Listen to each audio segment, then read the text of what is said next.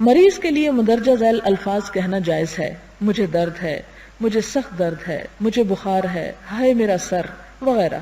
اور اگر یہ کلمات غصے یا بے صبری کے اظہار کے طور پر نہ کہے جائیں تو ان میں کوئی کراہت نہیں.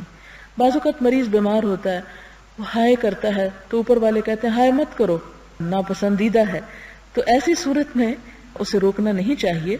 فرمایا کہ ان الفاظ کی اجازت ہے، بس صرف یہ ہے کہ اس ہائے کرنے میں اللہ تعالیٰ پر کوئی ناراضگی نہ ہو یا پھر ایسی بے صبری یا اظہار نہ ہو کہ جس سے پورا ماحول جو ہے وہ متاثر ہو.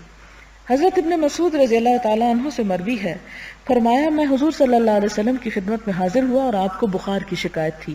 میں نے آپ کے جسد انور پر ہاتھ پھیرا تو عرض کیا آپ کو تو سخت بخار ہے. فرمایا ہاں مجھے اتنا بخار ہے جتنا تم میں سے 2 آدمیوں کا بخار ہوتا ہے، یعنی دگنا، کیونکہ آپ کے درجات بھی بلند تھے اور آپ کی تکلیفیں بھی عام انسانوں کے مقابلے میں زیادہ تھیں. حضرت سعد بن ابی وقاص رضی اللہ تعالیٰ عنہ سے مروی ہے، فرمایا میں شدید تکلیف میں تھا کہ حضور صلی اللہ علیہ وسلم میری بیمار پرسی کے لیے تشریف لائے. میں نے عرض کیا میں اس حالت کو پہنچ گیا ہوں جو آپ ملاحظہ فرما رہے ہیں، اور میں ایک مالدار آدمی ہوں، ایک بیٹی کے سوا میرا کوئی وارث نہیں. اور پھر پوری حدیث بیان فرمائی. اس سے یہ پتہ چلتا ہے کہ اپنی بیماری کی انتہائی درجے کو بیان کرنا جائز ہے، کہ وہ کہتے ہیں کہ آپ مجھے دیکھ رہے ہیں کہ میں بیماری کی اس حالت کو پہنچ گئی، شدید بیمار ہوں اور بچنے کی توقع نہیں ہے.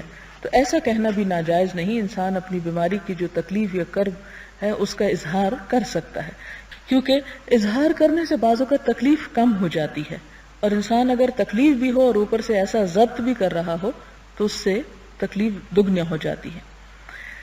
اور اس میں اس حدیث کو یہاں ادھورا بیان کیا گیا. اس کے بعد یہ کہ انہوں نے کہا کہ میں اپنے مال میں وصیت کرنا چاہتا ہوں، تو آپ نے فرمایا کہ نہیں، 1/3 سے زیادہ تم وصیت نہیں کر سکتے.